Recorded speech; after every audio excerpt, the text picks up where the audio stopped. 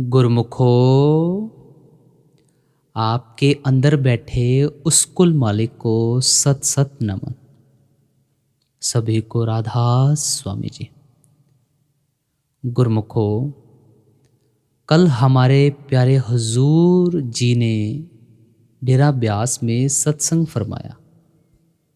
बहुत सारी संगत ने इस सत्संग को श्रवण किया और जैसे अक्सर हुजूर महाराज फरमाया करते थे सत्संग, कल हुजूर जी ने भी उसी अंदाज में सत्संग फरमाया और बहुत सारी आजकल के ज़माने के हिसाब से हमें समझाते हुए चले गए कि हम किन किन चीज़ों में उलझे बैठे हैं, हमारा मकसद क्या था, हम क्या करने आए थे और क्या करने बैठ गए हैं। श्री गुरु अर्जुन देव जी महाराज जी की वाणी में से आप जी ने शब्द लिया, किन विध मिले गोसाई मेरे राम राय।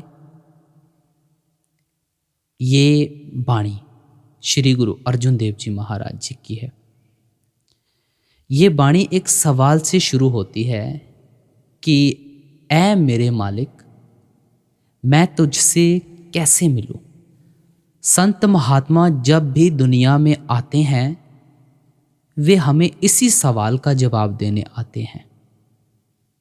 वे अपने निजी अनुभव से हमें उस कुल मालिक से मिलने का रास्ता बताते हैं। हुजूर जी ने फरमाया कि हमें गुरु अर्जुन देव जी के जीवन से प्रेरणा लेनी चाहिए। आपने हमेशा अपने पिता यानी श्री गुरु रामदास जी को पिता से पहले गुरु समझा और परमार्थ के रिश्ते को दुनियावी रिश्तों से ऊपर रखा। आपने श्री गुरु ग्रंथ साहिब जी में 15 भक्तों, समझना है 15 भक्तों और 30 से ज्यादा संतों की वाणी जोड़ी है। ये देखे बिना कि उनकी जात क्या है, या वे अमीर हैं या गरीब, उन्होंने सिर्फ और सिर्फ इंसानियत का रास्ता दिखाया। आपने अपने बनाए उसूलों के लिए शहीदी दी, लेकिन धर्म नहीं बदला। हुजूर जी ने हमसे पूछा कि अगर हमारी निजी जिंदगी और परमार्थ के बीच कोई चुनाव आए तो क्या हम परमार्थ को चुनते हैं? अपने आप से सवाल पूछो।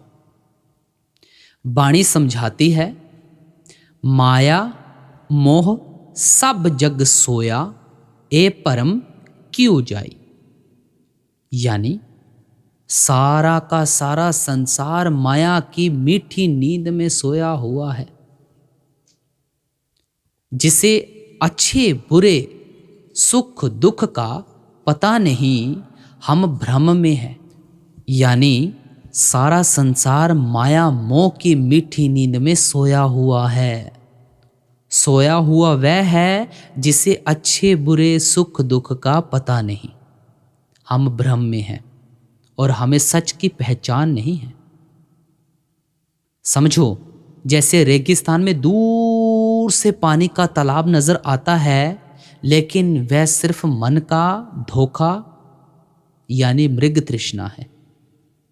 ये दुनिया और इसकी हर चीज आर्जी है भाई, अस्थाई है। वह अवस्था हमें तभी समझ आएगी जब हम अपनी अवस्था को इन चीजों से ऊपर लेकर जाएंगे। हुजूर जी ने फरमाया कि मालिक के रास्ते में 5 बड़े भ्रम हैं जिन्हें हमने समझना है। पहला, धन दौलत। हम सोचते हैं कि पैसा हमें सुख देगा, पर सच्चाई कहती है, बड़े बड़े जो दिखे लोग, तिनको व्यापे चिंता रोग। वाणी का फरमान है, पैसा चिंता का बीज बन जाता है। इनकम टैक्स, स्टॉक मार्केट, चोरी का डर, ये पाप के बिना इकट्ठा नहीं होता और मरने पर साथ नहीं जाता। पापा वाजों होवे नाही, मोया संग जाई। अब देखो, हर 10 साल में अमीरों की लिस्ट बदल जाती है। क्या उन्होंने असली सुख पाया? कभी आपने देखा होगा, कभी अंबानी एक लिस्ट में आ जाता है, कभी इलॉन मस्क एक लिस्ट में आ जाता है, कभी कौन सी लिस्ट में कोई अमीर आदमी आए जा रहा है। एक आजकल के हिसाब से अगर हम इस तुक को लें तो आजकल के हिसाब से इन्हीं तुकों को लिया जा सकता है। कभी कौन अमीर की लिस्ट में आ रहा है, कभी कौन, कभी कौन। अभी हमने अपने आप से सवाल करना है कि हम क्या कर रहे हैं। हजूर जी ने दूसरा पॉइंट हमें समझाते हुए फरमाया कि सूरत, शक्ल और सफलता का दिखावा। हमें अपनी खूबसूरती और सफलता का अहंकार है।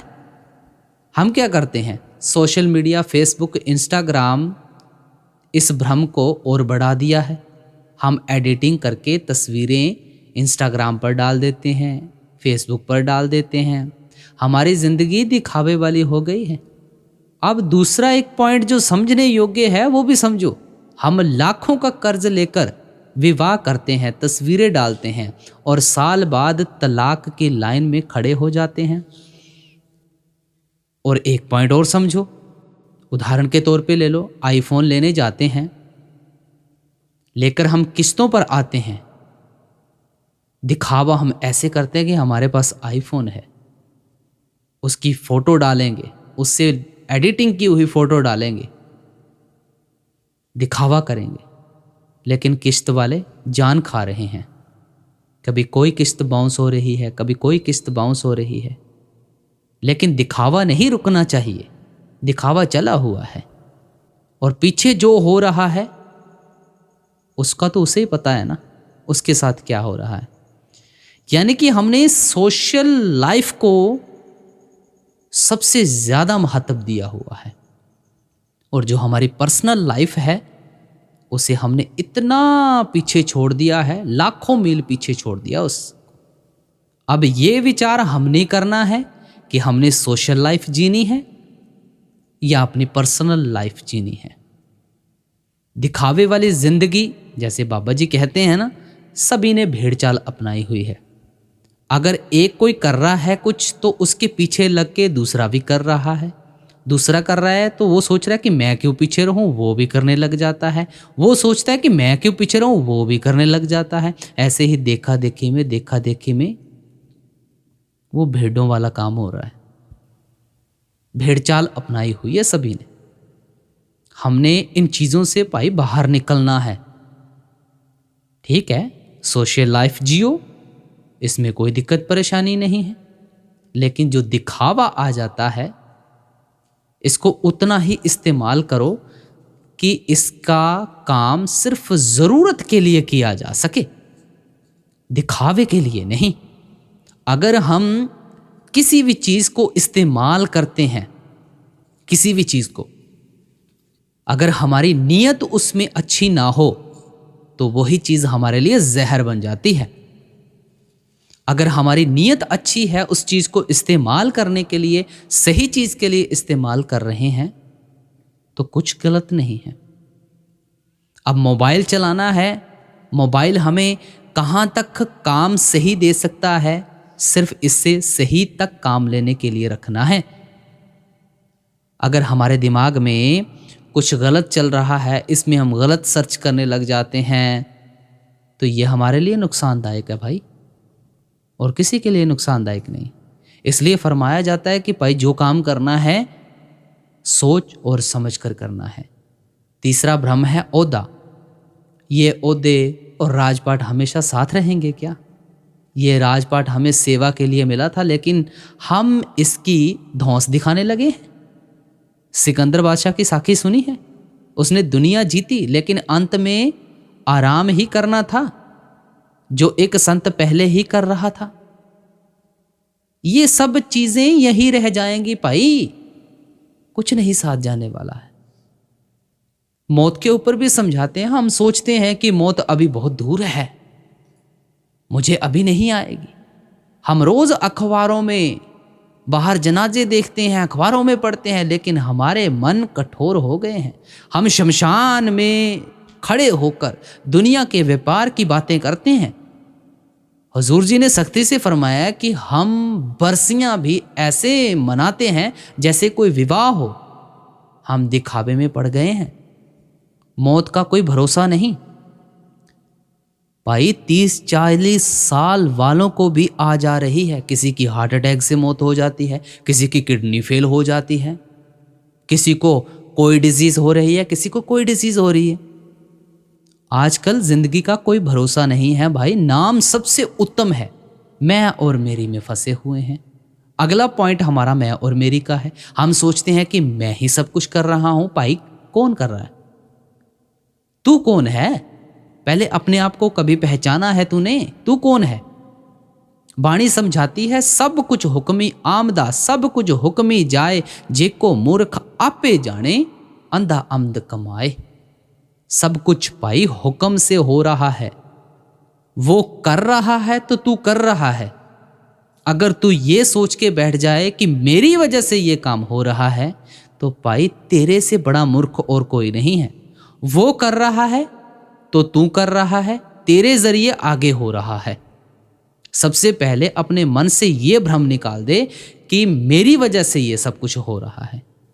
क्या जन्म, मौत, दोस्त या कारोबार हमारे साथ में है? कुछ भी हमारे कंट्रोल में नहीं है। ना ही कोई मूर्ख, ना ही कोई सियाणा, वर्ते सब किछ तेरा पाणा। हमें अहंकार से निकलकर भाणे यानी मालिक की रजा में आना है। गौतम बुद्ध की कहानी का जिक्र करते हैं। जैसे गौतम बुद्ध को बुजुर्ग, बीमार और मृतक को देखकर ठोकर लगी और उन्होंने राजपाट छोड़ दिया, वैसे ही हमें भी इस दुनिया की असलियत समझनी है भाई। फर्क सिर्फ और सिर्फ इतना है। फर्क सिर्फ और सिर्फ इतना है। पर्दा किस चीज का है? हमारे और मालिक के बीच। किसका? हौमे का, अहंकार का पर्दा है। मालिक कहां है? वह हमारे अंदर है। बाणी क्लियरली फरमा रही है, आत्म में राम, राम में आत्म, चीनस गुर विचारा। अब एक बड़ी सुंदर मिसाल है। जैसे हिरण की नाभि में कस्तूरी होती है, पर वह उससे बाहर ढूंढता रहता है, चारों तरफ जंगल में घूमता रहेगा। यहां से खुशबू आ रही है, यहां से खुशबू आ रही है, लेकिन खुशबू उसकी नाभि से आ रही होती है। रास्ता क्या है? सेल्फ रियलाइजेशन, आत्म ज्ञान। क्या समझाया? आत्म ज्ञान। अपनी असलियत को पहचानना है। हम मालिक को बाहर ढूंढ रहे हैं चारों तरफ, मालिक हमारे अंदर बैठा हुआ है। जैसे कस्तूरी की खुशबू हिरण को नाभि से आती है, ऐसे ही हम अपने अंदर मालिक को ढूंढने के बजाय बाहर ढूंढ रहे हैं। कहां तक सही है? वह मालिक जो हमारे अंदर है उसका ताला बंद है। उस ताले की चाबी किसके पास है? बाणी कहती है, कुंजी गुर सो पाई। वह चाबी सतगुरु के पास है। गुरु की जरूरत जैसे माउंट एवरेस्ट चढ़ने के लिए गाइड चाहिए, वैसे ही रूहानियत के इस ऊंचे रास्ते पर गुरु की जरूरत है। आज के समय में ही रास्ता है। कलयुग राम नाम बोहता, यानी कलयुग में नाम ही जहाज है। हजूर जी बड़े अफसोस के साथ जाहिर करते हैं, आजकल सत्संगी भी 4 धाम यानी 68 तीर्थों और ऑनलाइन पाठ पूजा जैसी बाहरी कर्म कांडों में फंस गए हैं। समझाया कुछ जाता है, चलते उलट रास्ते पर हैं। असली रास्ता बाहरी चीजों में नहीं है, बिन सतगुर शरणाई ना जाए। शरण सिर्फ डेरा जाना नहीं है। शरण एक अवस्था है। वह अवस्था है तेरा पाना मीठा लागे, मालिक की हर रजा को मीठा मानना। ये रास्ता दिमाग का नहीं, जब तक अंदर का अनुभव नहीं होगा हमारा विश्वास पक्का नहीं होगा। एको नाम हुक्म है नानक सतगुरु दिया बुझाई जियो। नाम का अभ्यास ही सतगुरु का हुक्म है, रास्ता तो एक ही है। आप जी आगे फरमा रहे हैं, लेकिन दुनिया के हम सब जीव अपनी अपनी अकल के मुताबिक हजारों ही युक्तियों और तरीकों से उस परमात्मा को ढूंढने की कोशिश करते हैं। हर जगह ढूंढते हैं, कभी मंदिरों में जाते हैं, कभी गुरुद्वारों में जाते हैं, कभी मस्जिद में जाते हैं, गिरजाघरों में जाते हैं, ना जाने कहाँ कहाँ जाते हैं। परमात्मा को ढूंढने की हमने कितनी कितनी कोशिशें कर ली हैं, लेकिन सारी कोशिशें नाकाम रही हैं। वहाँ पर सिर्फ एक माहौल होता है, मंदिर, मस्जिद, गुरुद्वारा, वहाँ पर सिर्फ एक माहौल होता है, वहाँ पर परमात्मा नहीं है। क्योंकि हमारी आत्मा उस परमात्मा की तो अंश है और हम उस सतनाम समुद्र के कतरे हैं। हमें पहले ये समझ होना चाहिए ना। गुरु नानक साहिब जी कहते हैं, आत्म में राम, राम में आत्म छीन से गुरु विचारा। बाबा जी भी हर बार इस मिसाल को लेते हैं, आत्म में राम, राम में आत्म छीन से गुरु विचारा। अब गौर करने वाली बात तो ये है, आत्मा के अंदर तो परमात्मा है, परमात्मा के अंदर हमारी आत्मा है, लेकिन इस चीज की सोझी, इस चीज की समझ किस वक्त आती है? किस वक्त? जिस वक्त हम गुरुमुखों के उपदेश पर चलकर, गुरुमुखों के उपदेश पर, यह ध्यान में रखना है, उस परमात्मा को अपने अंदर पहचानने के काबिल बन जाते हैं। यही कबीर साहिब जी कहते हैं, कहो कबीर ए राम की अंश। हमारी आत्मा उस परमात्मा की तो अंश है, उस परमात्मा के अंश, लेकिन हम उस मालिक से बिछुड़कर माया के जाल में फंसे हुए हैं। मन के अधीन होकर हम जो जो कर्म करते हैं, अच्छे भी करते हैं, बुरे भी करते हैं, उन सब कर्मों का नतीजा हमारी आत्मा को साथ साथ देना पड़ता है। आम महात्माओं ने दुनिया को कर्म भूमि कहकर समझाया है, कर्म भूमि। गुरु घर ने इसको कर्मा संदड़ा खेत कहा है, कर्मा संदड़ा खेत। जमीन के अंदर जो भी बीज बोते हैं, उसी फसल को काटने के लिए हमें जाना पड़ता है, उसी फसल को। इसी तरह देह में बैठकर अच्छे कर्म करते हैं तो अच्छा नतीजा भोगने के लिए आ जाते हैं, अगर बुरे कर्म करते हैं तो बुरा नतीजा भोगने के लिए आ जाते हैं। याद तो ये रखने वाली बात है, ना कभी अच्छे कर्मों के कारण देह के बंधनों से आज़ाद हो सकते हैं, ना कभी बुरे कर्मों के कारण जन्म मरण के दुखों से बच सकते हैं। ये याद रखना है। अगर नेक कर्म करते हैं तो भाई सेठ साहूकार बन जाते हैं, राजा महाराजा बन जाते हैं, ना जाने किस किस की हुकूमत हासिल कर लेते हैं। लोहे की जंजीरें तो उतर जाती हैं, सोने की बेड़ियां पड़ जाती हैं। कहने को सी क्लास से बचकर ए क्लास हासिल कर लेते हैं, ज्यादा से ज्यादा स्वर्गों और बैकुंठों में चले जाते हैं। भाई ये भी तो भोग जोनियां हैं, निश्चित समय के लिए मिली हैं, उसके बाद फिर हमें इसी 84 के जेल खाने में आना पड़ता है। बुरे कर्म करते हैं फिर तो हमारे लिए नरक और 84 तैयार ही रहते हैं। क्या राजा, क्या प्रजा, क्या अमीर, क्या गरीब, क्या औरत, क्या आदमी, दुनिया के हम सब जीव इस जगह आकर अपने अपने कर्मों का हिसाब दे रहे हैं, अपने अपने कर्मों का। और उन कर्मों के कारण जिस जगह जाकर हमें जन्म लेना पड़ता है, उसी जामे के अंदर बैठकर दुख और मुसीबतें सहनी पड़ती हैं, दुख और मुसीबतें। किसी भी जामे में जाकर कोई सुख या शांति हासिल नहीं कर सकता, नहीं कर सकता। निचले जामों के बारे में तो क्या विचार करना है, आप इंसान के जामे के बारे में अच्छी तरह खोलकर देखो, जिसे हम टॉप ऑफ द क्रिएशन यानी सृष्टि का सरताज कहते हैं, जिसे अशरफुल मखलूकात कहकर याद करते हैं, जिसको ऋषि मुनियों ने नर नारायणी देह कहकर भी समझाने की कोशिश की है। क्या कभी कोई सुख हासिल कर सकता है? या शांति प्राप्त कर सकता है? कोई भाई बीमारी के हाथों तंग बैठा है, कोई बेरोजगारी के हाथों दुखी है, किसी के बाल बच्चे नहीं है, किसी को कर्जा लेना है, किसी को कर्जा देना है। रोज अखबार पढ़ते हैं, रेडियो सुनते हैं, न्यूज़पेपर में पढ़ते हैं। ये कौमों, मजहबों और मुल्कों के झगड़े हमारा पीछा नहीं छोड़ते। कितने गरीबों का खून होता है, कितनी औरतें विधवा होती हैं, कितने बच्चे अनाथ होते हैं। जिस नगरी में ये हालत है भाई कि हम रोटी कपड़े के लिए भटकते और तड़पते फिरते हैं, उस नगरी में जाकर सुख और शांति किस तरह हासिल कर सकोगे? अगर कोई इंसान के जामे में सुख हासिल नहीं कर सकता, खुद ही विचार करके देख लो, और किस जामे में सुख और शांति हासिल कर सकेगा? गुरु अमरदास जी समझाते हैं, फिर सच्चे ते सदा सुहागण, फिर सच्चे ते सदा सुहागण। जब तक रूह स्वरूपी स्त्री प्रभु रूपी पति के चरणों में नहीं पहुंचती, ये कभी सुहागिन नहीं हो सकती। इसका मरण जन्म के दुखों से कभी छुटकारा नहीं हो सकता।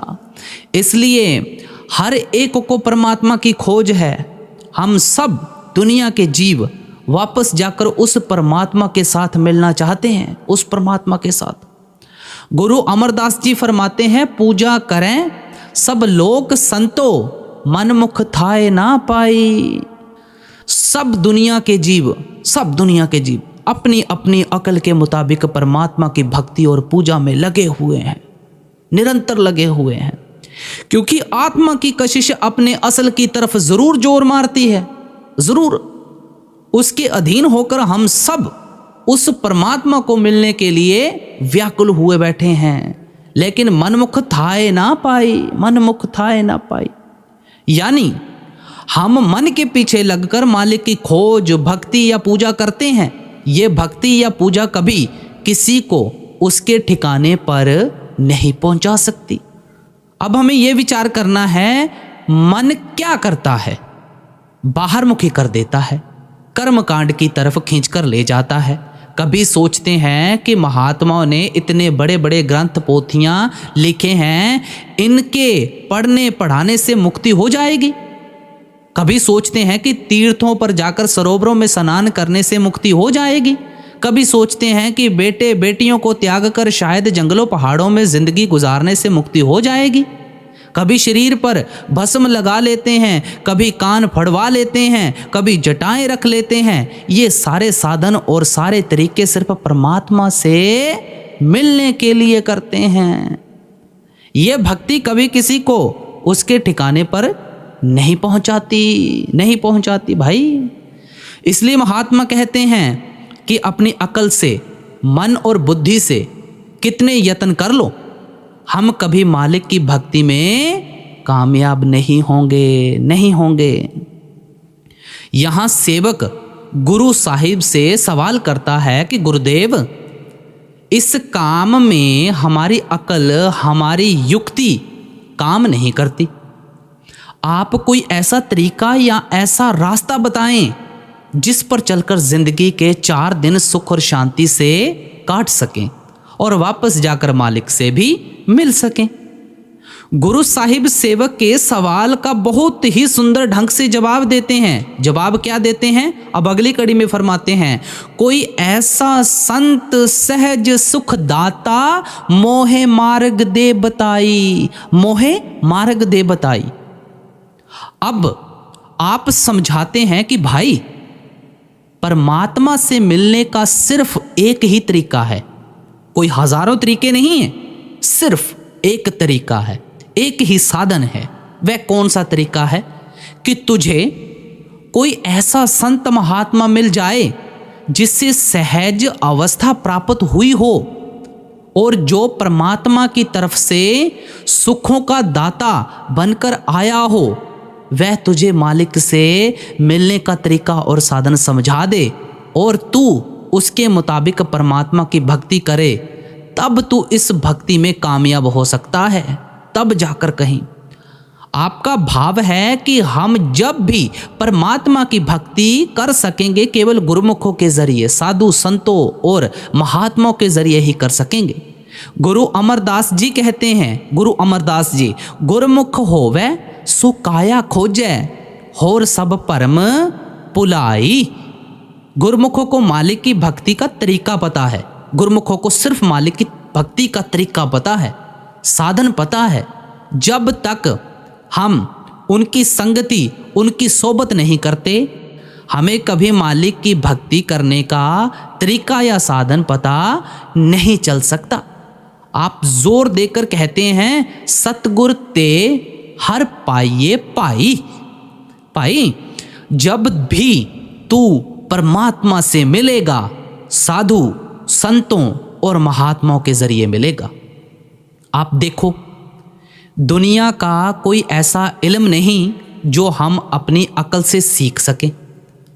डॉक्टरी करनी हो, वकालत करनी हो, इंजीनियरिंग करनी हो, 20-20 साल स्कूलों और कॉलेजों में लगाते हैं। 20-20 साल, कितने कितने साल उस्तादों की ताबेदारी करते हैं, प्रैक्टिकल ट्रेनिंग भी करते हैं, फिर जाकर हमें उस इल्म की जानकारी होती है और अपने पैरों पर खड़े होने के काबिल बनते हैं।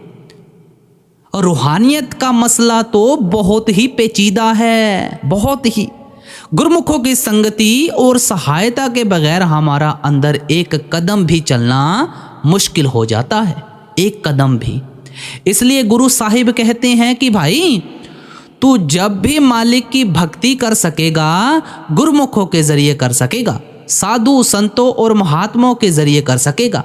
लेकिन किस तरह के महात्मा की खोज करनी है? सहज, यानी जिनको सहज अवस्था प्राप्त हुई हो। सहज अवस्था, सहज अवस्था कब हासिल होती है? जब हम मन और माया के दायरे से पार चले जाते हैं। किससे? मन और माया के दायरे से पार चले जाते हैं। जब हमारी आत्मा पर से सब गंदे गंदे गिलाफ उतर जाते हैं, जब रूह और मन की गांठ खुल जाती है, जब हम अपने आप को पहचानने के काबिल बन जाते हैं। गुरु अमरदास जी बड़े ही प्यार से फरमाते हैं, गुरमुख आप पछाणे संतो राम नाम लिव लाई। गुरमुख वे लोग हैं जो राम नाम को अंदर पकड़कर अपने आप को पहचानने के काबिल बन जाते हैं। राम नाम से गुरु साहिब का मतलब कोई लफ्ज़ नहीं है। अब आप इनमें ना उलझ कर रह जाना। राम नाम से गुरु साहिब का मतलब कोई लफ्ज़ नहीं है। आपका उस कर्ता शक्ति, क्रिएटिव पावर की तरफ इशारा है। उस क्रिएटिव पावर जिसने दुनिया की रचना की है, उसके आधार पर खंड ब्रह्मांड खड़े हैं। जो ताकत हर एक चीज के अंदर रची हुई है, रमी हुई है, वह शक्ति सचखंड से आ रही है और सिर्फ वही हमें अपने साथ सचखंड वापस ले जा सकती है। जब हम उसके अंदर रच जाते हैं, वह हमें भी मन और माया के दायरे से पार ले जाती है। आप कहते हैं शब्दे साध जाने ता आप पछाणे।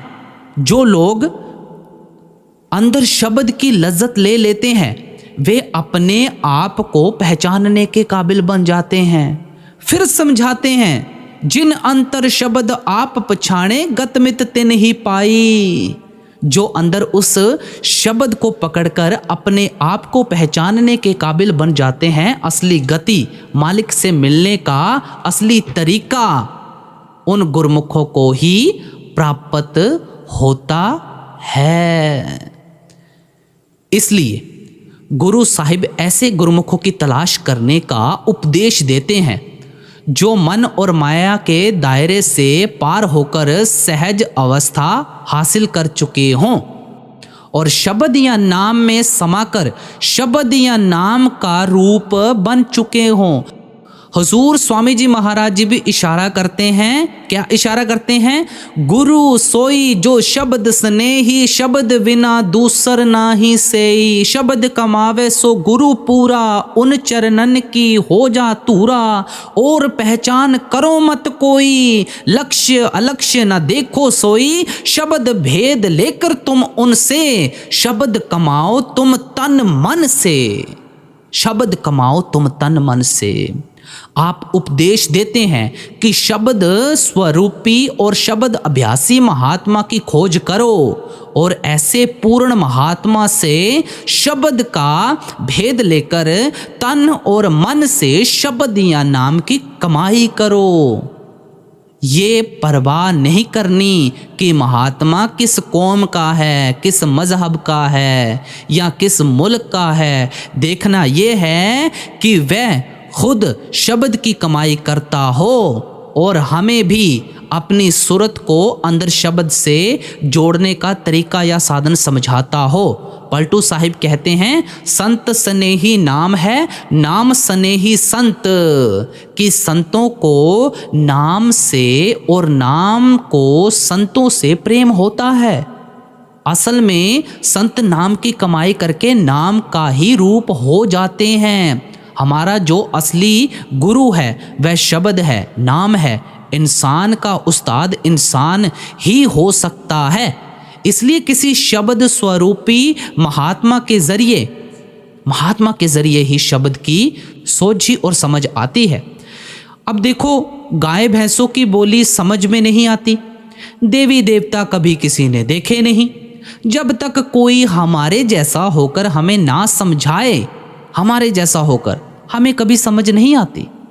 वे जो गुरमुख लोग हैं, मालिक के भक्त और प्यारे हैं, वे शब्द और नाम में से ही आते हैं। दुनिया में आकर शब्द या नाम का ही प्रचार करते हैं और वापस जाकर शब्द या नाम में ही समा जाते हैं।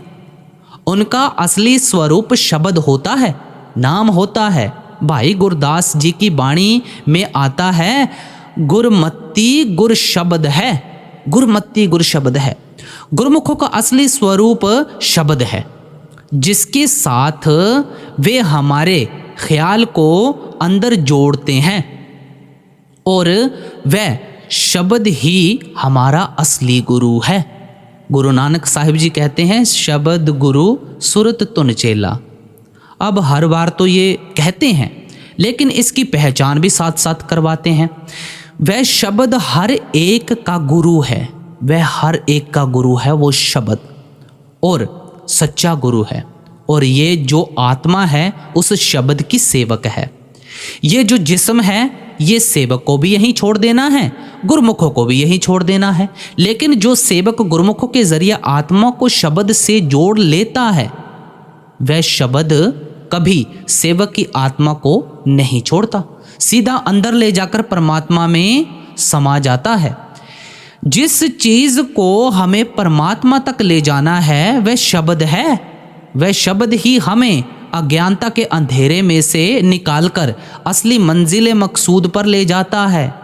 हजरत ईसा ने कहा था कि दे तारी शब्द यानी वर्ड मेड फ्लैश की खोज करो, यानी उस इंसान की खोज करो जिसके अंदर शब्द घर कर चुका है। गुरु अर्जुन देव जी कहते हैं, हर का सेवक सो हर जेहा, भेद न जानो मानस देहा, जीव जल तरंग उठे बहु पाती, फिर सल्ले सलल समाएदा। जो मालिक के भक्त और प्यारे होते हैं वे मालिक की भक्ति और शब्द की कमाई करके मालिक का रूप हो जाते हैं। उनमें और परमात्मा में कोई भी भिन्न भेद नहीं होता। उनका परमात्मा से क्या ताल्लुक होता है? जिस तरह समुद्र में 2-4 मिनट के लिए एक लहर उठती है और फिर वापस जाकर समुद्र में ही समा जाती है, जो लहर का समुद्र के साथ ताल्लुक है वही मालिक के भक्तों और प्यारों का परमात्मा के साथ ताल्लुक होता है।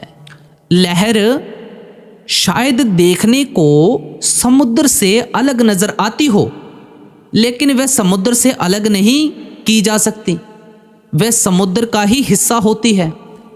समुद्र लहरों का ही बना हुआ होता है और लहरें समुद्र में ही उठती हैं। जो लहर का समुद्र के साथ ताल्लुक है, मालिक के भक्तों और प्यारों का वही उस मालिक से ताल्लुक है। इसलिए गुरु साहिब कहते हैं, ऐसे संत महात्माओं की खोज करो जिनको सहज अवस्था प्राप्त हुई हो, जिनकी आत्मा से सब गंदे गंदे गिलाफ उतर गए हों, जो अपने आप को पहचानने के काबिल बन गए हों, अपने अंदर से परमात्मा को पहचानने के काबिल बन गए हों। दूसरे महात्माओं में क्या खूबी होनी चाहिए? सुखदाता, यानी वह परमात्मा की तरफ से सुखों का दाता बनकर आया हो। अगर किसी का भंडार भरा हुआ है लेकिन उसको परमात्मा की तरफ से देने का हुक्म नहीं है, उस महात्मा से हम कोई फ़ायदा नहीं उठा सकते। अगर किसी का भंडार ही खाली है और वह दाता बना हुआ है, उससे भी हम क्या हासिल कर सकेंगे? इसलिए गुरु साहिब कहते हैं कि उस मालिक के भक्तों का भंडार भरा होना चाहिए और मालिक की तरफ से उनको देने का हुक्म भी होना चाहिए। आप देखो, अगर किसी ने लॉ यानी कानून तो पास किया हो, लेकिन अगर सरकार उसको जज नहीं बनाती, वह हमारे मुकदमे का कभी फैसला नहीं कर सकता। जिसने कानून पास किया है और सरकार उसको जज कामयाब कर देती है, हम उससे अपने मुकदमे का फैसला करवा सकते हैं। इसलिए गुरु साहिब कहते हैं कि उन गुरुमुखों की खोज करो जो मालिक की तरफ से सुखों के दाता बनकर आए हों, जिनका भंडार भी भरा हुआ हो और जिसको मालिक की तरफ से देने का हुक्म भी हो। ऐसे संत महात्मा क्या करते हैं? वे हमें मालिक की भक्ति का साधन और तरीका समझाते हैं। वे उपदेश देते हैं कि जिस परमात्मा की हम खोज कर रहे हैं, जिस परमात्मा की खोज कर रहे हैं, वह परमात्मा कहीं बाहर तो है नहीं, वह हमारे शरीर के अंदर है, हमारी देह या वजूद के अंदर है। हमारा रूहानी सफ़र पैरों के तलवों से लेकर सिर की चोटी तक है। इस सफ़र के दो हिस्से हैं, एक आंखों तक है, दूसरा आंखों से ऊपर है। हमारे शरीर के अंदर जो आत्मा और मन की जगह है, जिसको कोई शिव नेत्र कहता है, कोई दिव्य चक्षु कहता है, कोई घरदर कहता है, कोई मुक्ति का दरवाजा कहता है, तिल, तीसरा तिल कहता है, वह जगह हर एक की आंखों के पीछे है। अगर हम कोई चीज़ भूल जाएं और हमें याद करनी हो तो हमारा हाथ अपने आप ही उस नुक्ते यानी दोनों आंखों के पीछे और दरमियान या केंद्र पर चला जाता है। हम कभी किसी भूली हुई चीज़ को याद करने के लिए पैरों या टांगों पर हाथ नहीं मारते। इस जगह का हमारे सोचने के साथ बड़ा गहरा संबंध है। ये जगह हमारी आत्मा और मन की बैठक है। यही से हमारा ख्याल उतरकर इन 9 द्वारों के ज़रिए सारी दुनिया के अंदर फैल जाता है। यहाँ बैठे हुए किसी वक्त हमें बाल बच्चों का, किसी वक्त घर के कारोबार का ख्याल आ जाता है, कभी दुकान के ग्राहकों का ख्याल आ जाता है। मन कभी किसी का निश्चल होकर नहीं बैठता, किसी न किसी चीज़ की सोच और विचार में लगा ही रहता है। हमारे मन को ये जो सारा दिन सोच और विचार करने की आदत पड़ी हुई है, महात्मा इनको सिमरन करना कहते हैं। सिमरन करने की आदत तो हर एक को कुदरती पड़ी हुई है। अपने आप को कितनी ही अंधेरी कोठरियों में क्यों ना बंद कर लें, हमारा ख्याल वहाँ नहीं होगा, बल्कि सारी दुनिया के अंदर फैला हुआ होगा। सारी दुनिया के अंदर हम होंगे काल कोठरी में ही, लेकिन हमारा ख्याल बाहर होगा। हम जिसका भी सिमरन करते हैं उसकी शक्ल भी हमारी आंखों के सामने आकर खड़ी हो जाती है। अगर बेटे बेटियों का सिमरन करते हैं, बेटे बेटियां आंखों के आगे आकर खड़े हो जाएंगे। अगर घर के कारोबार का सिमरन करते हैं, घर के कारोबार आंखों के आगे आकर खड़े हो जाएंगे। इसको महात्मा ध्यान करना कहते हैं। ध्यान करना, जिसका हम सिमरन करते हैं उसी का हम ध्यान करना शुरू कर देते हैं, और जिनका सिमरन और ध्यान करते हैं उनके साथ हमारा मोह पैदा हो जाता है। उन शक्लों और पदार्थों के साथ हमारा इतना मोह और प्यार पैदा हो जाता है कि रात को हमें सपने भी उनके ही आते हैं और मौत के समय उन्हीं की शक्लें सिनेमा की स्क्रीन की तरह हमारी आंखों के आगे आकर खड़ी हो जाती हैं। जहां आसा तहां वासा, यानी जिधर हमारा आखिरी वक्त ख्याल होता है हम दुनिया के जीव उसी रो में बहना शुरू कर देते हैं। अब हमें ये सोच विचार करनी है कि कौन सी ऐसी चीज़ है जो हमें बार बार देह के बंधनों में ला रही है या लाकर खड़ी कर रही है। सिमरन और ध्यान लेकर आया, किन चीज़ों का सिमरन और ध्यान लेकर आया? जिन्हें नाश हो जाना है, जिन्हें फना हो जाना है। जो कुछ भी हम आंखों से देख रहे हैं ये सब नाश हो जाएगा, फना हो जाएगा। इसलिए महात्मा कहते हैं कि सिमरन और ध्यान की आदत हमें कुदरती तौर पर पड़ी हुई है, कुदरती तौर पर।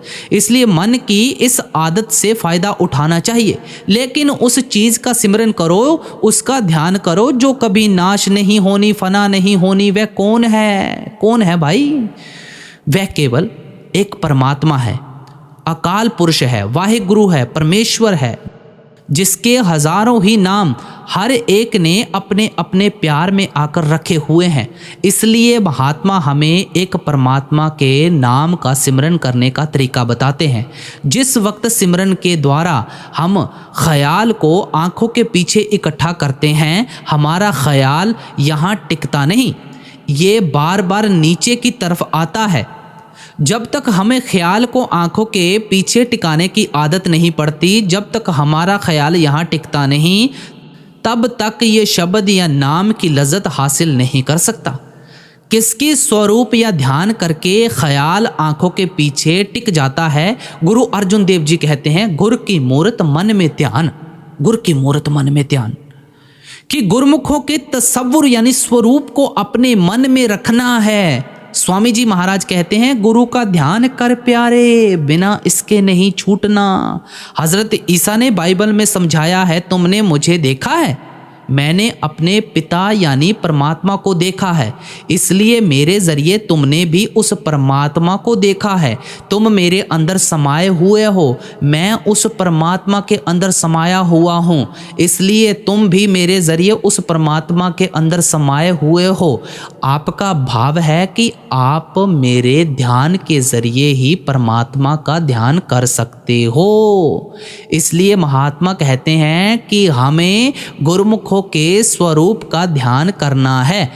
जो कुछ भी आंखों से देख रहे हैं ये सब चीज़ें 5 तत्वों की बनी हुई हैं। पृथ्वी, जल, अग्नि, वायु और आकाश। जब ये तत्व ही नाश हो जाएंगे तो इन तत्वों से जो चीज़ें बनी हुई हैं वे हमारे ध्यान करने के काबिल किस तरह हो सकती हैं? हमने पहले भी कई बार अर्ज की है कि जिस वक्त प्रलय आती है पृथ्वी पानी में घुल जाती है, पानी को अग्नि सुखा देती है, अग्नि को हवा उड़ा देती है और हवा को आकाश खा जाता है। इस सारी दुनिया में धुंधकार छा जाता है। जब तत्व ही नाश हो जाते हैं, तत्वों की बनी हुई चीज़ें किस तरह बच सकती हैं? इसलिए जो कुछ भी हम आंखों से देख रहे हैं इसके अंदर कोई भी चीज़ हमारे ध्यान के काबिल नहीं है। सिर्फ गुरमुखों या मालिक के भक्त और प्यारे ही हमारे ध्यान के काबिल हैं, क्योंकि उनका असली स्वरूप शब्द होता है, नाम होता है, जो सिमरन के ज़रिए ख्याल को आंखों के पीछे इकट्ठा करना है। ध्यान के ज़रिए ख्याल को आंखों के पीछे टिकाना है, फिर हमें खुद ब खुद ही समझ आ जाती है कि वह मीठी से मीठी, सुरीली से सुरीली आवाज़ जो मालिक की दरगाह से आ रही है वह चोरों के अंदर भी है, साधु संतों महात्माओं के अंदर भी है। वहाँ ना किसी कौम का सवाल है, ना किसी मजहब का सवाल है और ना ही किसी मुल्क का सवाल है। कोई भाई हिंदू होकर जाए, कोई सिख होकर जाए, ईसाई होकर जाए, जो खुशकिस्मत भाग्यशाली आँखों के पीछे ख्याल को इकट्ठा करता है वह अपने अंदर उस शब्द की आवाज़ को सुनना शुरू कर देता है, उस शब्द के प्रकाश को देखना शुरू कर देता है। हमें उस आवाज़ के ज़रिए अंदर अपने घर का रुख कायम करना है और उस प्रकाश के ज़रिए अंदर अपने घर का रूहानी रास्ता देखना है। गुरु नानक साहिब जी कहते हैं, अंतर जोत निरंतर बाणी, साचे साहिब सियों लिवलाई। हर एक की आंखों के पीछे जोत जल रही है और निरंतर बाणी यानी उस जोत के अंदर से सदा मीठी और सुरीली आवाज़ पैदा हो रही है। जो खुशकिस्मत लोग उस जोत के दर्शन करते हैं, उस शब्द की आवाज़ को अंदर पकड़ते हैं। अब कहते हैं साचे साहिब सियों लेवलाई, यानी उनका दुनिया में से मोह और प्यार निकल जाता है और परमात्मा के साथ मोह और प्यार पैदा हो जाता है। इसलिए गुरु साहिब प्यार के साथ समझाते हैं कि जब हमें कोई मालिक का भक्त और प्यारा मिल जाता है, वह समझा देता है कि किस तरह सिमरन के ज़रिए ख्याल को आँखों के पीछे इकट्ठा करना है, ध्यान के ज़रिए ख्याल को आँखों के पीछे टिकाना है, किस तरह शब्द को पकड़कर उस प्रकाश की मदद से मंजिल दर मंजिल अंदर अपना रूहानी सफ़र तय करना है, किस तरह अंदर रूह और मन की गांठ खोलनी है, किस तरह हमें अपने आप को पहचानने के काबिल बनना है, वापस जाकर उस प्रभु को पहचानने के काबिल बनना है। उस साधन और तरीके का हमें गुरमुखों से ही पता चलता है, साधु संतों और महात्माओं से ही पता चलता है। इसलिए कहते हैं कि भाई ये मालिक से मिलने का, मालिक की भक्ति करने का साधन है। अब अगली कड़ी में फरमाते हैं, अंतर अलख ना जाई लखया, विच पर्दा हो मैं पाई। सबसे पहले महात्मा समझाते हैं कि जिस परमात्मा की तुम्हें खोज है, वह परमात्मा कहीं बाहर तो नहीं मिलेगा, वह तुम्हारे शरीर, तुम्हारी देह के अंदर है। इसलिए गुरु अमरदास जी कहते हैं, गुरमुख होवे सो काया खोजै, होर सब भरम भुलाई। जो मालिक के आशिक, भक्त और प्यारे हैं, गुरमुख लोग हैं, वे हमेशा शरीर के अंदर जाकर ही मालिक की खोज करते हैं। आप फरमाते हैं, काया अंदर जग जीवन दाता, वस्से सबना करे प्रतिपाला। वह परमात्मा जिसने सारे संसार को जीवन दिया है, जिसने सारी दुनिया की रचना की है, वो सबकी संभाल सबकी परवरिश करता है, सबका बादशाह, सबका दाता है। वह परमात्मा तुम्हें कहाँ मिलेगा? वह तुम्हारे शरीर के अंदर है, वजूद के अंदर है। अगर कोई प्रयोगशाला है जिसके अंदर जाकर ही हम मालिक से मिलने की खोज या पूजा कर सकते हैं, वह सिर्फ हमारा शरीर या हमारी देह है। गुरु अमरदास जी कहते हैं, घरे अंदर सब वत है, बाहर किछ नाही। भाई जो कुछ भी तू दिन रात ढूंढ रहा है, वह तेरे शरीर या देह के अंदर है, देह के अंदर। आप कहते हैं, सदा हजूर दूर ना जानो, गुर शब्दी हर अंतर पछाणो। वह परमात्मा तुम्हें कहीं जंगलों पहाड़ों में नहीं मिलेगा, ना मंदिरों मस्जिदों या गुरुद्वारों में मिलेगा। शुरू में अर्ज की, वहाँ पर सिर्फ माहौल है। तुम गुरुमुखों के ज़रिए शब्द या नाम की कमाई करके अपने अंदर उस परमात्मा की पहचान करो। हज़रत ईसा फरमाते हैं, पश्चाताप करो, खुद की बादशाहत तुम्हारे अंदर है। यानी जो कर्म तुम पिछले जन्मों में कर बैठे हो, जिनके कारण देह के बंधनों में फंसे हुए हो, मालिक की भक्ति नाम की कमाई करके उनका पश्चाताप करो, उनका हिसाब किताब ख़त्म करो। मालिक कहीं बाहर नहीं है, वह हमेशा तुम्हारी देह, तुम्हारे शरीर के अंदर बैठा हुआ है।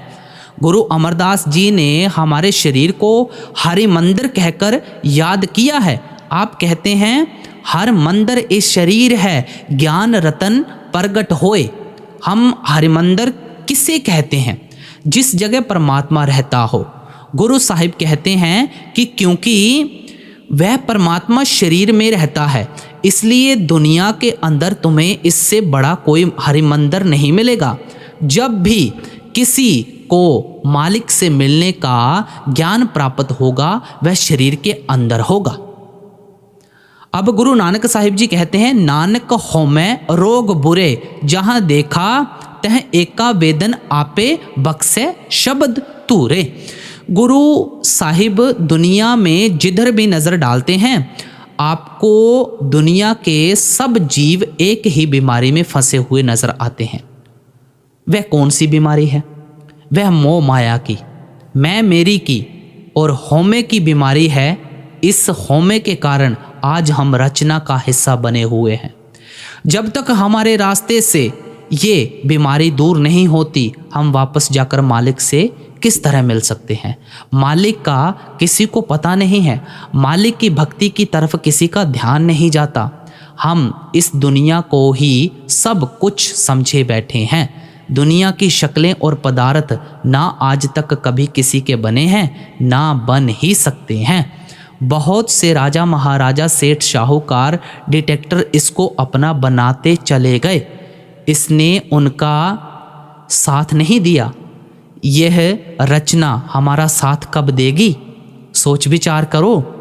इसलिए गुरु साहिब कहते हैं कि जब तक आप ये मोह माया का मोह नहीं छोड़ोगे, रचना का प्यार अपने अंदर से नहीं निकालोगे, चाहे वह परमात्मा तुम्हारे अंदर ही बैठा है, आप अपने अंदर कभी मालिक को हासिल नहीं कर सकते।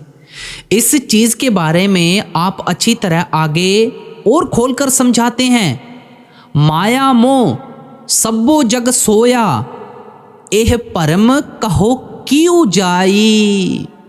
आप समझाते हैं कि दुनिया के सब जीव माया के जाल में फंसकर मोह माया की मीठी नींद सोए हुए हैं। मालिक का किसी को पाई पता ही नहीं है, मालिक की भक्ति की तरफ किसी का ख्याल ही नहीं जाता।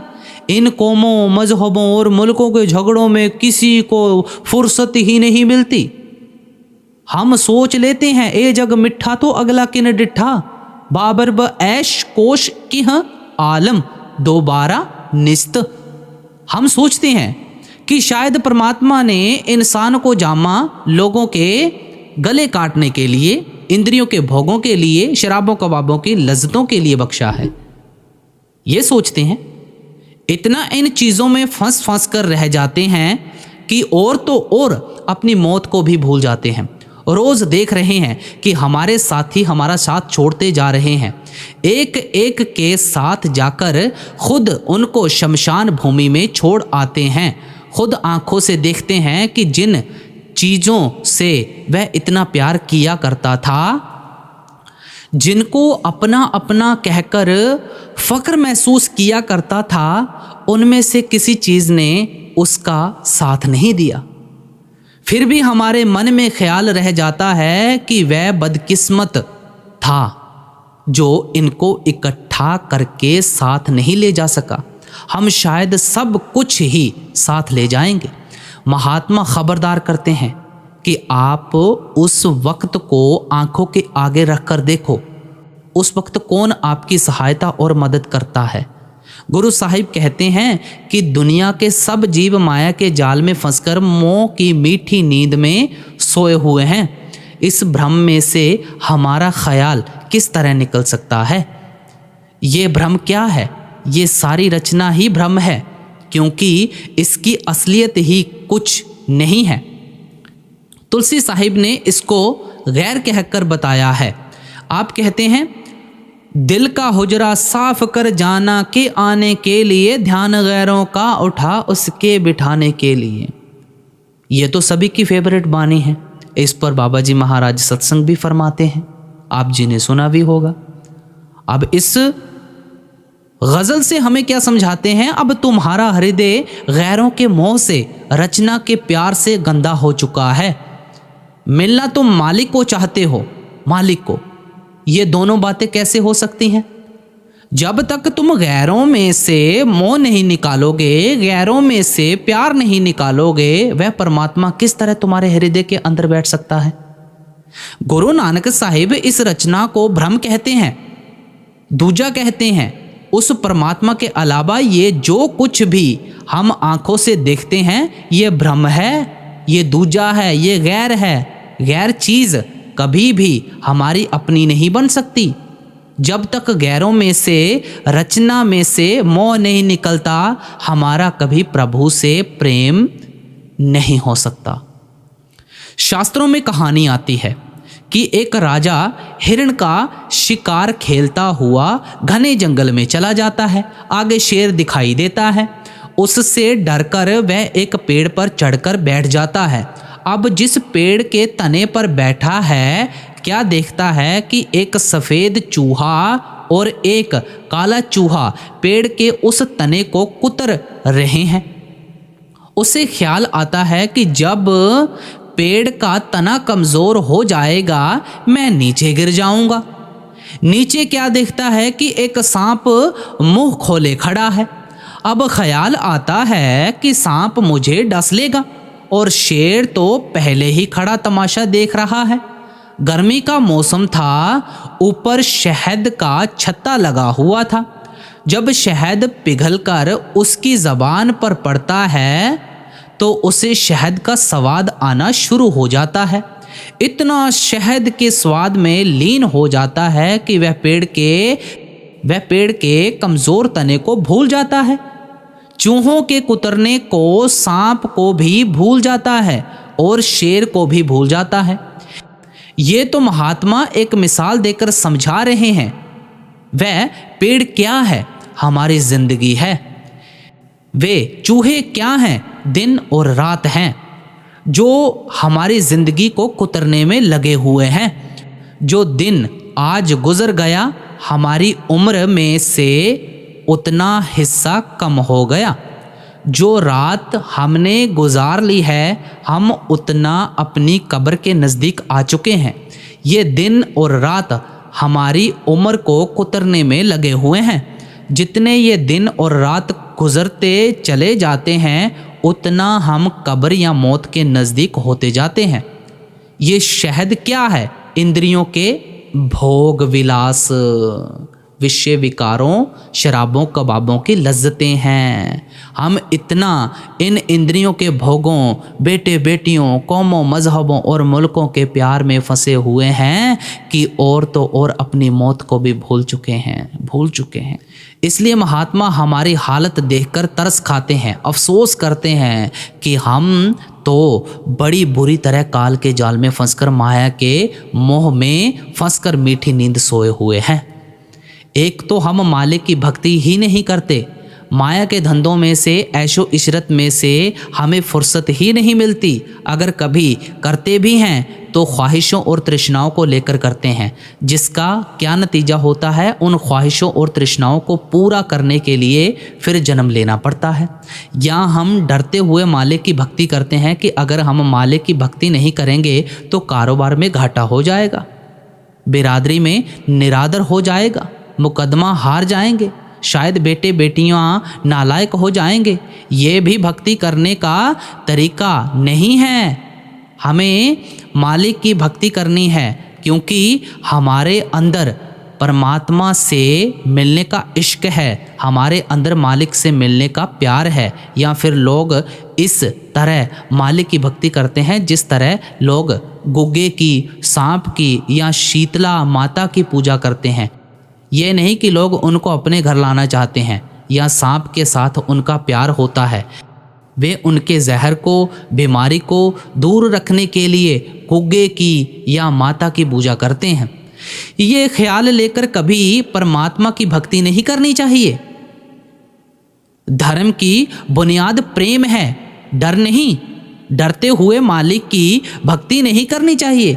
मालिक से मिलने के लिए मालिक की भक्ति करनी चाहिए। इसलिए गुरु नानक साहिब जी कहते हैं, बाबा जग फाथा महाजाल।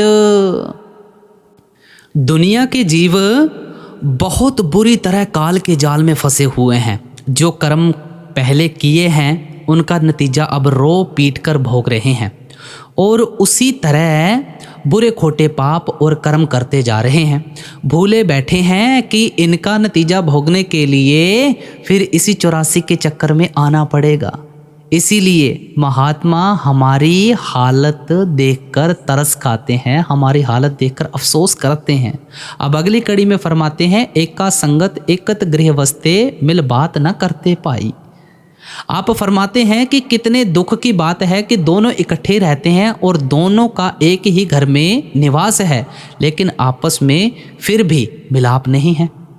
आत्मा भी इसी शरीर के अंदर है और परमात्मा भी इसी शरीर के अंदर है, लेकिन ना कभी आत्मा ने परमात्मा के दर्शन किए, ना हमारी आत्मा कभी सुहागिन हुई।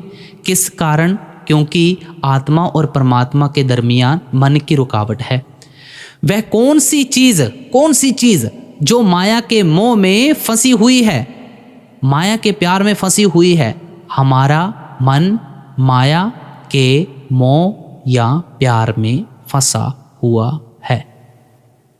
इसलिए गुरु नानक साहिब जी कहते हैं, मन जीतै जग जीत। भाई अगर तू मन को जीत लेगा तो तू सारी दुनिया के बनाने वाले को जीत लेगा। अब अगली कड़ी में फरमाते हैं, जिसका गृह तिन दिया ताला कुंजी गुर सो पाई। गुरु साहिब समझाते हैं कि जिस प्रभु ने हमें पैदा किया है उसने नाम रूपी दौलत हमारे अंदर हमारे लिए रखी है, लेकिन उसको हासिल करने का भेद या खजाने की चाबी कहाँ से प्राप्त होती है? कुंजी गुर सो पाई, यानी ये चाबी गुरुमुखों से, साधु संतों और महात्माओं से प्राप्त होगी। आपके समझाने का मतलब है कि नाम हमारे अंदर है। ये नाम हमें ग्रंथ पोथियों के अंदर नहीं मिलेगा, वेद शास्त्रों में से नहीं मिलेगा, महात्माओं के सत्संग में से नहीं मिलेगा, मंदिरों मस्जिदों और गुरुद्वारों में से नहीं मिलेगा। वह नाम हमें हमारे शरीर के अंदर मिलेगा। इसलिए गुरु अमरदास जी समझाते हैं, शरीरों पालन को बाहर जाए, नाम ना लहे बहुत बेगार दुख पाए। जो लोग शरीर के बाहर नाम रूपी वस्तु को ढूंढने में लगे हैं, वे तो बेगारियों की तरह अपनी कीमत वक्त को ज़ाया कर रहे हैं। बेगारी कौन है? कौन होते हैं बेगारी? जो सारा दिन खून पसीना एक कर देते हैं, जिन गरीबों के हाथ पल्ले कुछ नहीं पड़ता। अगर कोई चीज़ किसी के घर के अंदर गुम हो जाए, अगर वह घर के अंदर जाकर खोज करे फिर ही उस वस्तु को पा सकता है। अगर वह बाज़ारों या सड़कों पर जाकर ढूंढना शुरू कर दे, आप सोच विचार करो उस चीज़ को किस तरह प्राप्त कर सकेगा। गुरु साहिब कहते हैं कि नाम कहीं बाहर नहीं है, लेकिन शरीर के अंदर जाने का साधन कहाँ से पता चलता है? उनकी खोज करने का तरीका कहाँ से पता चलता है? वह हमें गुरुमुखों से पता चलता है, साधु संतों और महात्माओं से पता चलता है। यही महात्मा भीखा जी भी कहते हैं, भीखा भूखा को नहीं, सबकी गठड़ी लाल, गिरह खोल न जान सी ताते भय कंगाल।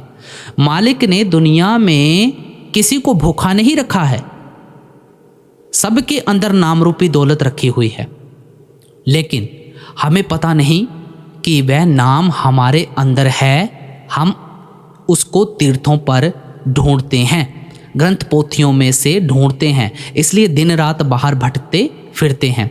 जब तक हमें अपने अंदर जाने का तरीका और भेद पता नहीं चलता, हम कभी अपने अंदर उस दौलत को हासिल नहीं कर सकते। इसलिए गुरु साहिब कहते हैं कि वह चीज़ हमारे अंदर है, लेकिन उसको हासिल करने का भेद या चाबी गुरुमुखों के पास है। गुरुमुखों ने घोल कर हमारे अंदर कुछ नहीं डालना, वह दौलत हमारे लिए ही मालिक ने हमारे अंदर उनको इशारा करना है, तरीका बताना है कि कौन सी युक्ति से आप उस अमृत को अंदर पी सकते हो, ख्याल को किस तरह अंदर शब्द या नाम से जोड़ सकते हो। आपका मतलब है कि जिसको भी वह दौलत मिली है अपने अंदर से मिली है, जिसको भी वह नाम रूपी दौलत मिलेगी अपने अंदर से ही मिलेगी। लेकिन ये दौलत केवल संत महात्माओं और मालिक के भक्तों की सहायता से ही मिलेगी। अब अगली कड़ी में फरमाते हैं, जिनके बंधन काटे सतगुर तिन साध संगत लिव लाई। अब समझाते हैं कि जिन जिन जीवों को गुरुमुख मालिक के भक्त शब्द या नाम से जोड़कर देह के बंधनों से आज़ाद करना चाहते हैं, सबसे पहले उनको सत्संग में लाते हैं। उनको साधु संतों और महात्माओं की संगति प्राप्त होती है, सोबत प्राप्त होती है। हमारे मन को ठोकर लगती रहे, मन को कोई समझाता रहे, तो हमारा ख्याल थोड़ा बहुत परमात्मा की भक्ति की तरफ जाता है। मन को थोड़ा सा भी ढीला छोड़ दें तो फिर बाहरमुखी हो जाता है, कर्म कांड में वहमों और भ्रमों में फंस जाता है। हमारा मन संगति और सोबत का बड़ी जल्दी असर लेता है। चोरों के पास बैठ जाएं, चोरी करने की आदत पैदा हो जाएगी। शराब पीने वाले के पास बैठ जाएंगे, शराब पीने की आदत पैदा हो जाएगी। जब मालिक के भक्तों और प्यारों के पास बैठना उठना शुरू कर देते हैं तो उनको देखकर अपने आप ही मालिक की भक्ति का शौक और प्यार पैदा हो जाता है।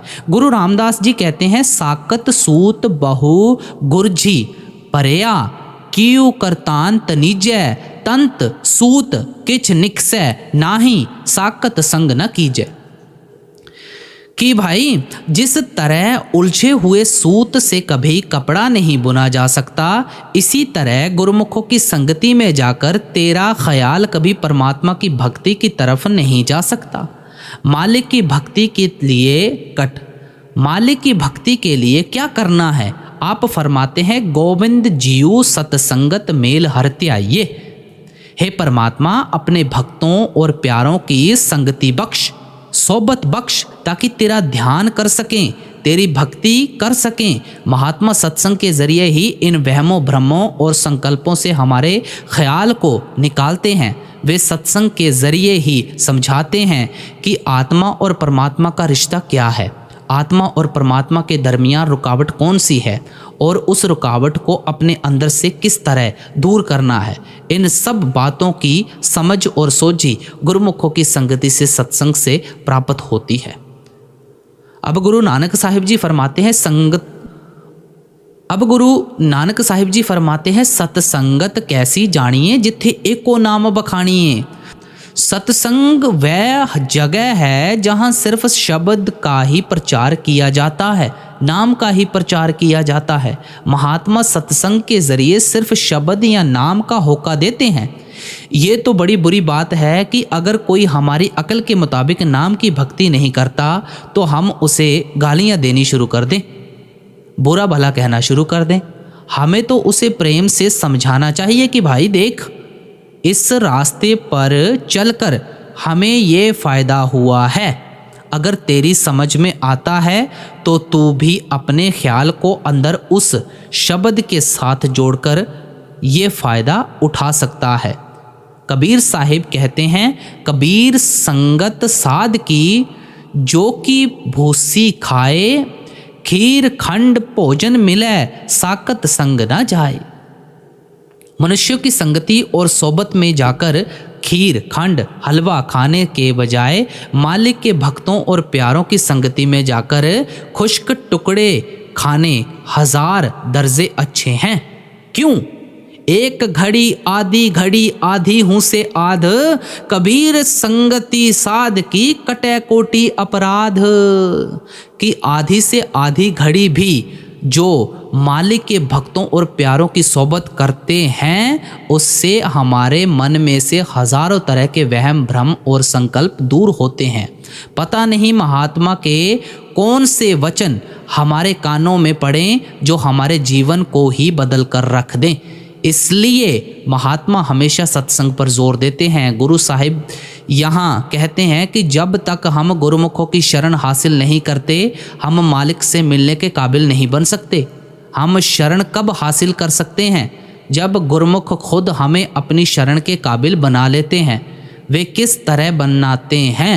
वे हमें अपनी शरण के काबिल बनाने के लिए हमें अपनी संगति, अपने सत्संग में ले आते हैं। अब अगली कड़ी में फरमाते हैं, पंच जना मिल मंगल गाया, हर नानक भेद ना पाई। गुरु साहिब कहते हैं कि जब हम गुरुमुखों की संगति में जाकर मंगल गाते हैं, यानी शब्द या नाम की कमाई करते हैं, हमारी अवस्था इतनी ऊंची हो जाती है, हर नानक भेद ना पाई, यानी हमारे और मालिक के दरमियाँ कोई भिन्न भेद नहीं रहता। हमारे और मालिक के दरमियाँ कौन से भिन्न भेद हैं? पीछे गुरु साहिब समझा चुके हैं कि वह होमे की रुकावट है, खुदी सेल्फ और ईगो की रुकावट है, मन की रुकावट है, पांचों डाकुओं की रुकावट है। लेकिन जब गुरुमुखों की संगति में जाकर शब्द या नाम की कमाई करते हैं, ये सब रुकावटें हमारे रास्ते में से दूर हो जाती हैं। आत्मा और मन की गांठ खुल जाती है। नाम की कमाई करके वापस जाकर अपने अंदर उस परमात्मा को हमेशा के लिए पहचानने के काबिल बन जाते हैं। मंगल गाया से गुरु साहिब का मतलब कोई कथा कीर्तन करना नहीं है। पहले विचार तो हमने ये करना है। मंगल गाने से आपका मतलब सुरत को शब्द से जोड़ना है, नाम से जोड़ना है। गुरु अमरदास जी कहते हैं, राम राम सबको कहें, कहिए राम ना होए, गुर प्रसादी राम मन वसै, ता फल पावे कोय। राम राम तो सारे संसार के लोग ही करते रहें, लेकिन जब तक गुरुमुखों की मति पर चलकर राम को मन में नहीं वसा लेते, किसी को राम राम कहने का कोई लाभ नहीं पहुंच सकता। किस तरह राम या गोविंद के गुण गाने हैं, मंगल गाने हैं, या गोविंद को किस तरह मन में वसाना है। आप फरमाते हैं, गोविंद गोविंद कहे दिन राती, गोविंद गुण शब्द सुना बणिया। भाई, गोविंद गोविंद कहने से तू गोविंद के गुण नहीं गा सकता, गोविंद के मंगल नहीं गा सकता। गोविंद के गुण गाने, गोविंद के मंगल गाने और गोविंद को मन में वसाने का एक ही तरीका है कि तू सुरत को अंदर शब्द से जोड़, नाम से जोड़। अब अगली कड़ी में फरमाते हैं, मेरे राम राय इन विद मिले गोसाई। पहले सेवक ने गुरु साहिब से सवाल किया था, किन विद मिले गोसाई, मेरे राम राय, कि हे सतगुरु मुझे बताओ कि कौन सा तरीका, कौन सा साधन है जिस रास्ते पर चलकर हम मालिक की भक्ति कर सकते हैं, मालिक की खोज कर सकते हैं। गुरु साहिब ने हमें बड़ी अच्छी तरह सिलसिलेवार समझाया है कि मालिक के किसी ऐसे भक्त और प्यारे की संगति सोहबत करनी है जिसे सहज अवस्था प्राप्त हुई हो और जो मालिक की तरफ से सुखों का दाता बनकर आया हो। वह हमें मालिक की भक्ति करने का तरीका समझाएगा। वह समझाएगा कि वह परमात्मा तुम्हारे शरीर के अंदर है। रास्ते में सिर्फ हौमे की रुकावट है। अगर तुम्हें मालिक से मिलना है तो अपने शरीर के अंदर से हौमे की रुकावट को दूर करो। वह रुकावट किस तरह दूर करनी है? गुरुमुखों के पास जाकर शब्द की कमाई करके, नाम की कमाई करके। जो भी रुकावटें रास्ते में आती हैं, शब्द या नाम की कमाई के ज़रिए रास्ते से दूर हो जाती हैं। फिर हमारी आत्मा निर्मल हो जाती है, पवित्र हो जाती है कि फिर हमारे और उस मालिक के दरमियान कोई भिन्न भेद नहीं रहता। यही मालिक से मिलने का असल रास्ता या साधन है।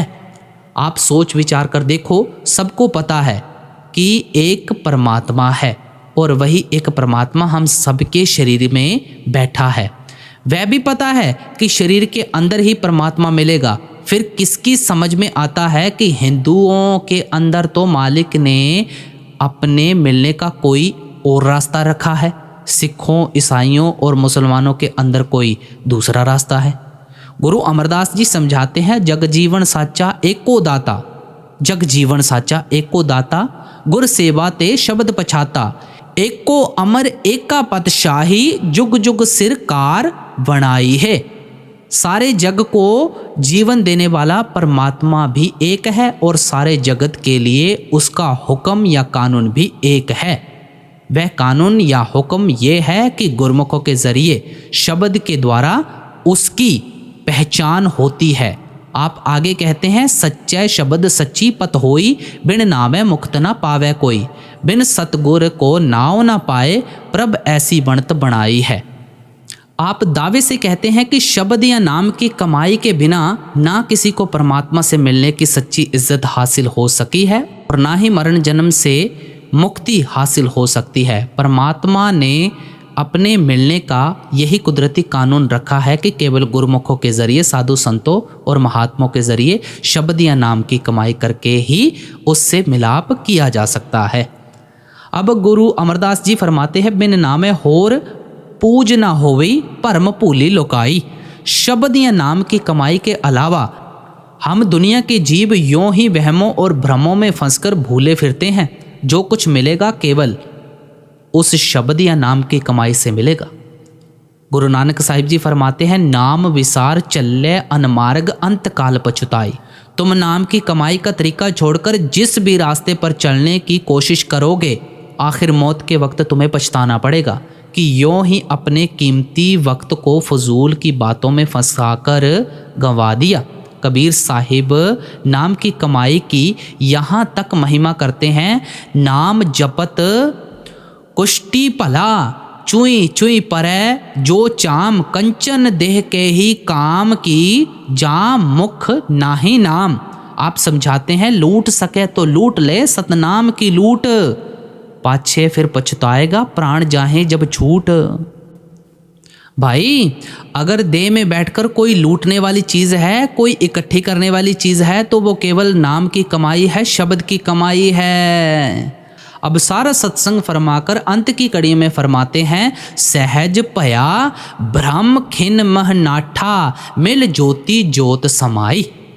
अब सब कुछ बयान करके आप फरमाते हैं सहज पाया भ्रम खिन मह नाठा, यानी पहले हम कौन से भ्रम में फंसे हुए थे, इस दुनिया को असल समझकर इसके मोह या प्यार में फंसे हुए थे, इसे अपना बनाने की कोशिश में लगे हुए थे। लेकिन जब शब्द या नाम के साथ ख्याल जुड़ गया तो हमारा ख्याल उस भ्रम में से निकल गया। शब्द को पकड़कर हम मन और माया के दायरे से पार चले गए, फिर हमें सहज अवस्था प्राप्त हो गई। गुरु साहिब कहते हैं ज्योति ज्योत समाई, यानी फिर हमारी ज्योति उस ज्योत में मिल जाती है। ये नहीं कि कोई मर गया, अरदास कर दी, पाठ कर लिए, दान पुण्य कर दिया और कह दिया कि हे परमात्मा इसकी ज्योति ज्योत में मिला ले। ये जो ज्योति ज्योत में मिलती है ये जीते जी मिलती है। अगर हम खुद नहीं मिलाएंगे तो लोगों के उपाय करने से कभी भी हमारी ज्योति ज्योत में नहीं मिलेगी। जो कुछ हासिल करना है जीते जी हासिल करना है। हमने कई बार अर्ज की है कि चोरों को मरने के बाद कोई भी संत महात्मा नहीं बनाएगा, अनपढ़ों को वहाँ BA MA की डिग्री नहीं मिल जाएगी। जब तक शब्द या नाम की कमाई के जरिए जीते जी ज्योति को ज्योत में नहीं मिलाते, हमारी ज्योति मरने के बाद कभी ज्योत में नहीं मिल सकती। इसलिए गुरु साहिब कहते हैं कि अगर तुम जीते जी ज्योति को ज्योत में मिलाना चाहते हो तो माया के वहमों भ्रमों में से अपने ख्याल को निकालो, ख्याल को शब्द से जोड़ो और सहज अवस्था हासिल करो, तब ही तुम भक्ति में कामयाब हो सकते हो और मालिक से मिलने के काबिल बन सकते हो। हमें भी चाहिए कि गुरु साहिब के उपदेश से फ़ायदा उठाकर अपने ख्याल को शब्द के साथ जोड़ें, नाम के साथ जोड़ें। तो प्यारी साध संगत जी, हमें बड़ा ही खोलकर समझाया है पांचवी पातशाही ने इस सत्संग में। तो हमें भी विचार करना चाहिए, जैसे बाबा जी महाराज फरमाते हैं कि हमारा शब्द की कमाई, नाम की कमाई के बगैर कुछ नहीं बनने वाला। तो आओ आज से ही प्रण लेते हैं, कुछ करके दिखाते हैं, कुछ बन के दिखाते हैं। सभी को राधा स्वामी जी।